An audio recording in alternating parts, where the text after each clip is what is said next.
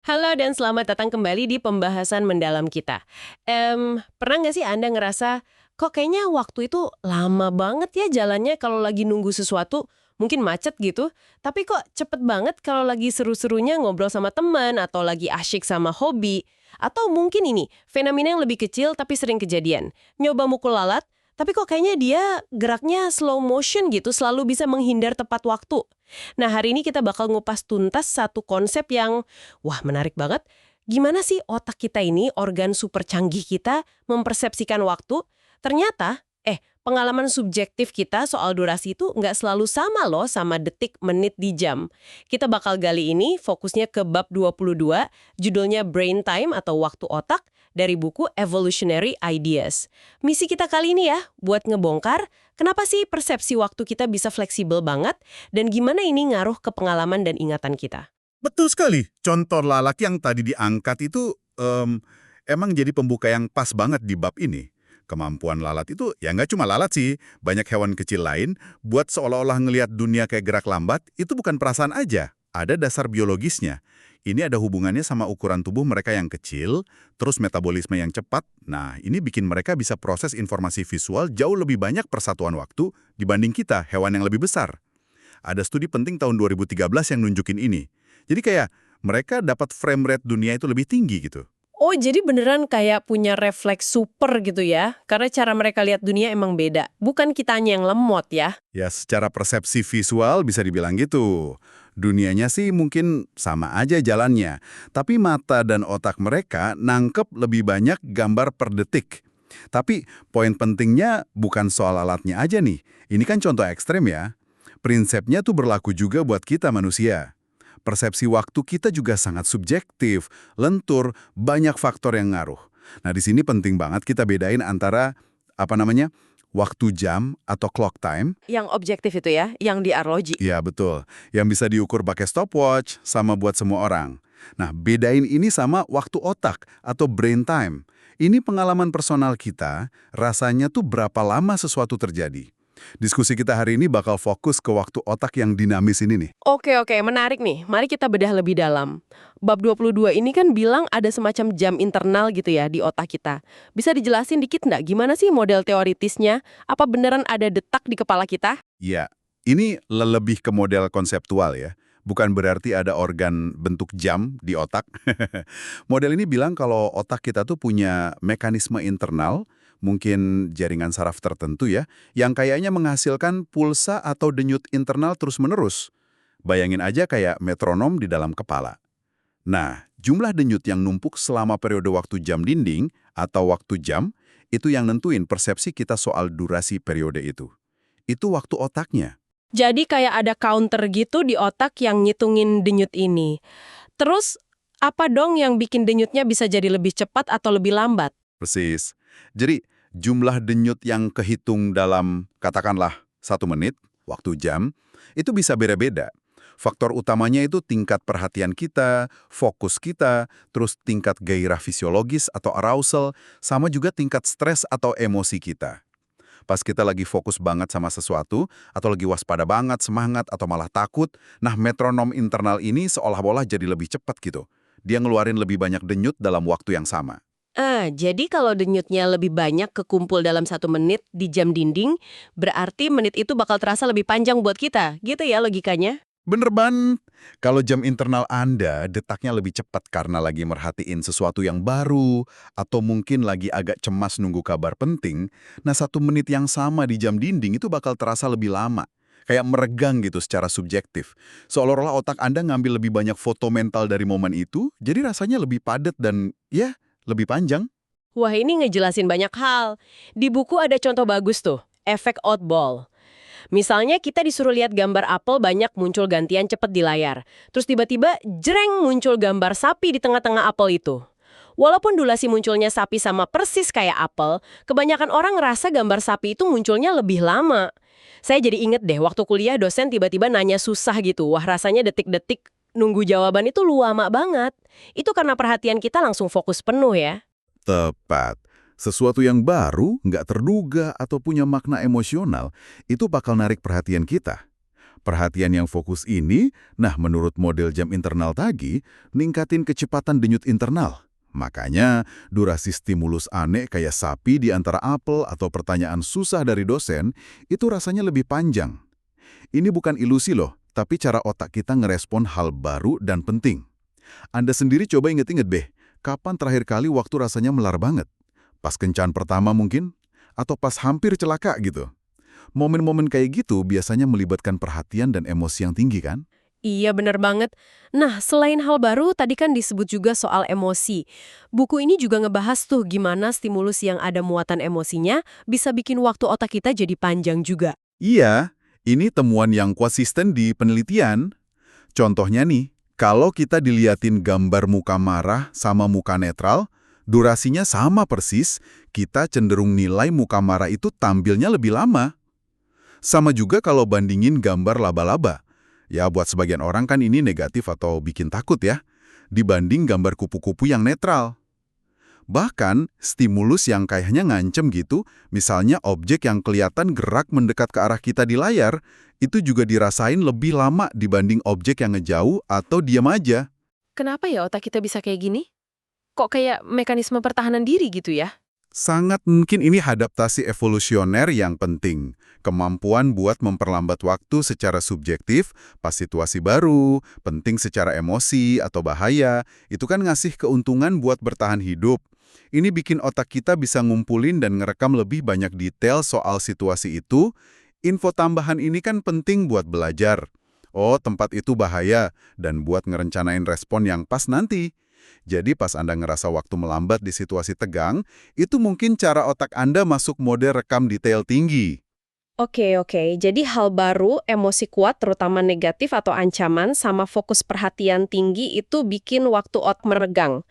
Terus kebalikannya gimana? Kenapa seringkali kita ngerasa waktu tuh cepet banget gitu?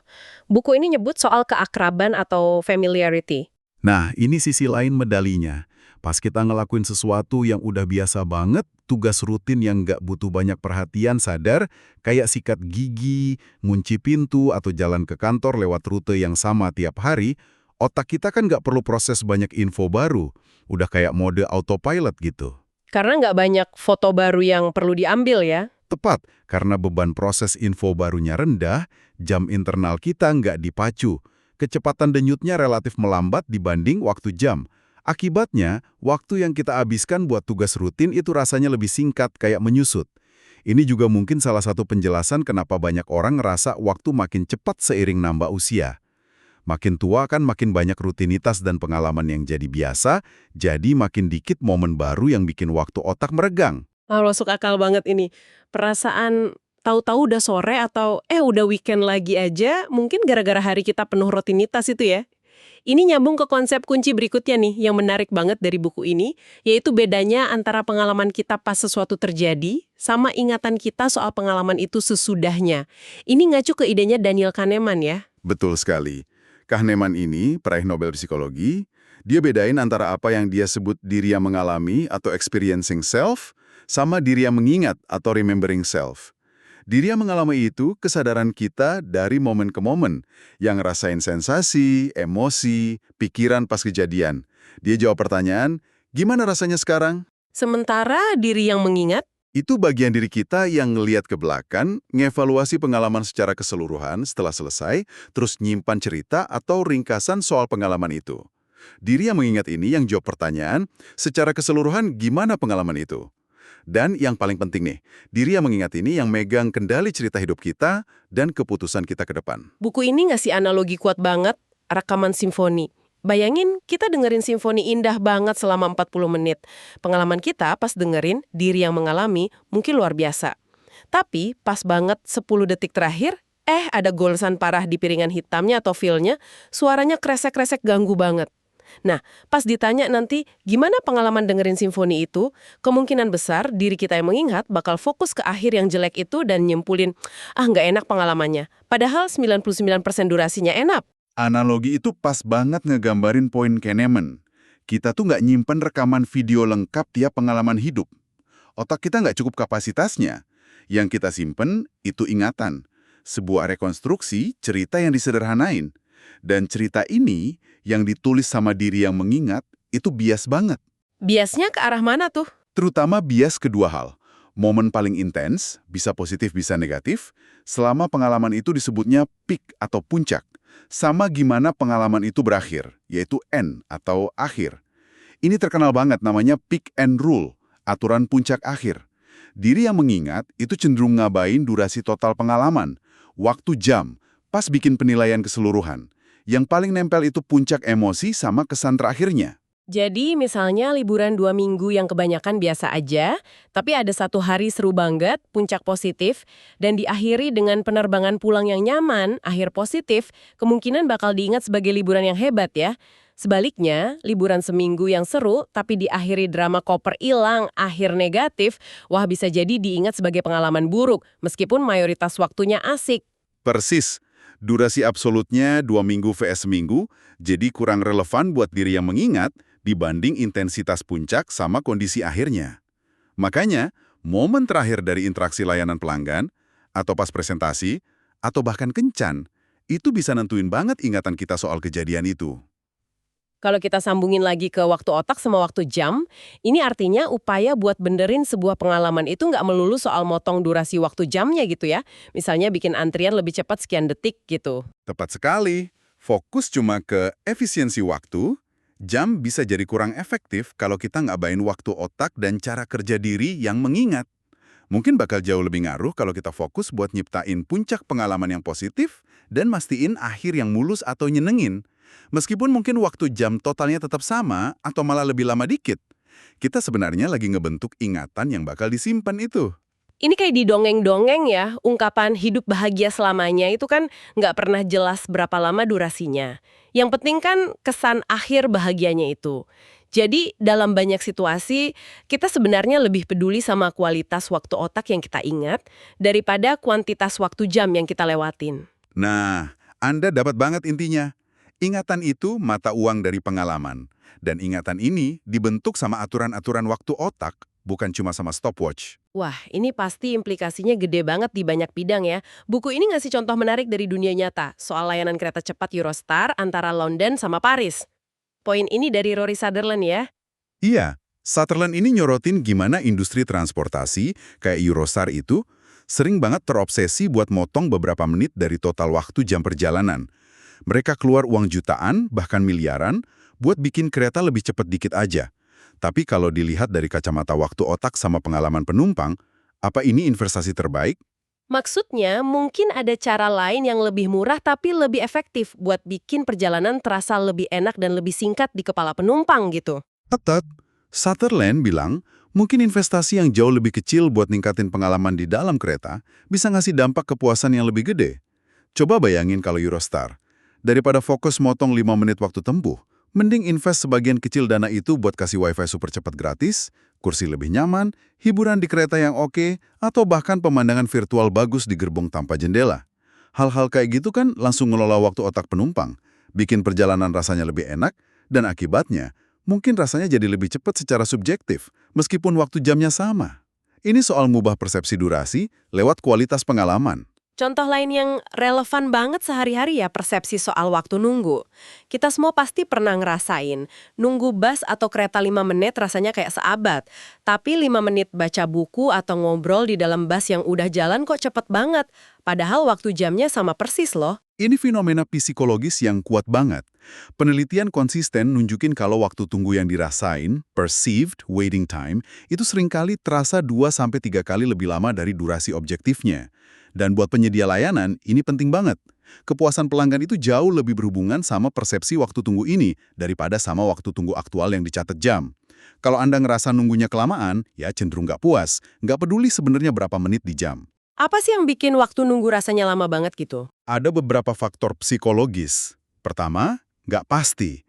Nunggu tanpa tahu berapa lama lagi itu bikin waktu terasa molor. Kedua, bosen atau nggak ada kerjaan. Waktu kerasa lambat kalau nggak ada yang bisa dilakuin. Ketiga, rasa nggak adil. Lihat orang lain dilayanin duluan atau ngerasa antrian nggak gerak, itu bisa bikin frustrasi dan manjangin waktu otak. Sebaliknya, kalau kita dikasih info, misalnya perkiraan waktu tunggu, dikasih pengalih perhatian, musik, layar info, majalah, atau ngerasa prosesnya adil dan jelas, nah persepsi waktu nunggunya bisa menyusut. Tapi juga ngelola pengalaman pas lagi ngantri itu sendiri. Coba deh, Anda para pendengar, renungin sebentar. Pikirin pengalaman Anda pas pakai layanan bank, rumah sakit, telepon customer service, bahkan restoran. Di mana Anda lihat ada fokus yang mungkin terlalu ke efisiensi waktu jam misalnya, target layanan sekian menit. Tapi pengalaman waktu otak Anda, rasa cemas, bosen, nggak pasti pas nunggu, sama ingatan akhir Anda soal interaksi itu malah kurang diperhatiin. Ini benar-benar ngegasin lagi gagasan kalau kita semua, dalam kapasitas apapun, seringkali ada di bisnis pengalaman dan ingatan, bukan cuma bisnis transaksi atau efisiensi waktu. Benar. Inti sari dari bab 22 ini ya pengakuan kalau persepsi kita soal durasi, waktu otak kita, itu lunak dan bisa dibentuk. Kita bisa memanipulasinya, dalam arti positif ya, dengan ngelola faktor-faktor psikologis yang ngaruhin. Tadi udah kita bahas, tingkat kebaruan, lawan keakraban, muatan emosi suatu kejadian, rasa terancam atau aman, dan yang penting banget, dengan ngasih perhatian khusus ke momen-momen kunci yang bakal ngebentuk ingatan kita, yaitu puncak pengalaman, baik atau buruk, sama akhir pengalaman. Semua ini tuh kayak tuas yang bisa kita tarik buat ngebentuk persepsi waktu, bahkan pas waktu jam objektifnya nggak berubah. Oke, jadi mari kita coba rangkum beberapa poin penting dari penjelajahan kita soal waktu otak ini ya. Pertama, dan ini paling dasar nih, pengalaman kita soal waktu itu subjektif dan plastis. Waktu otak bisa melar pas kita fokus, terancam, atau ngalamin sesuatu yang baru dan emosional, dan bisa menyusut pas kita ngelakuin rutinitas biasa.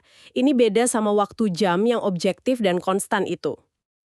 Kedua, apa yang kita ingat soal suatu pengalaman itu seringkali jauh lebih penting buat ngebentuk cerita hidup kita dan keputusan ke depan dibanding berapa lama sebenarnya pengalaman itu berlangsung menurut jam. Ingatan ini, yang dipegang sama diri yang mengingat, itu sangat dipengaruhi sama momen paling intens, puncak, dan gimana pengalaman itu berakhir, akhir. Fenomena yang kita kenal sebagai aturan puncak akhir. Durasi totalnya sering diabaikan.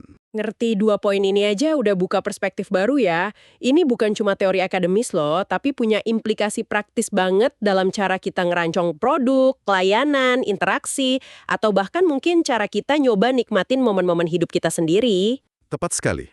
Pemahaman soal waktu otak ini ngedorong kita buat mikir lebih dari sekedar angka-angka objektif kayak kecepatan, durasi, atau efisiensi aja. Ini ngajak kita buat nanya, gimana caranya bikin pengalaman ini lebih menarik atau bermakna secara emosi? Gimana kita bisa nyiptain puncak positif yang bakal diingat? Gimana kita bisa memastiin akhir yang mulus dan memuaskan? Gimana kita ngelola persepsi waktu pas periode yang mungkin ngebosenin atau nggak pasti? Kayak pas nunggu.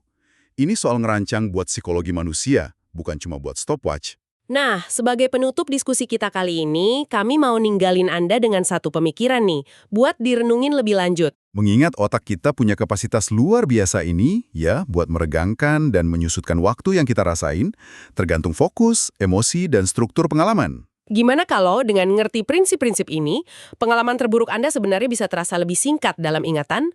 Atau momen terbaik Anda bisa terasa lebih lama dan lebih bermakna? Cuma dengan cara Anda atau orang lain secara sadar ngebentuk atau ngatur pengalaman itu, terutama di bagian puncak sama akhirnya. Sebuah pertanyaan yang menarik ya, buat dipikirin dalam konteks pengalaman Anda masing-masing. Terima kasih banyak sudah menyimak penjelajahan mendalam kita tentang waktu otak hari ini. Semoga ini ngasih perspektif baru buat Anda. Sampai jumpa di kesempatan berikutnya.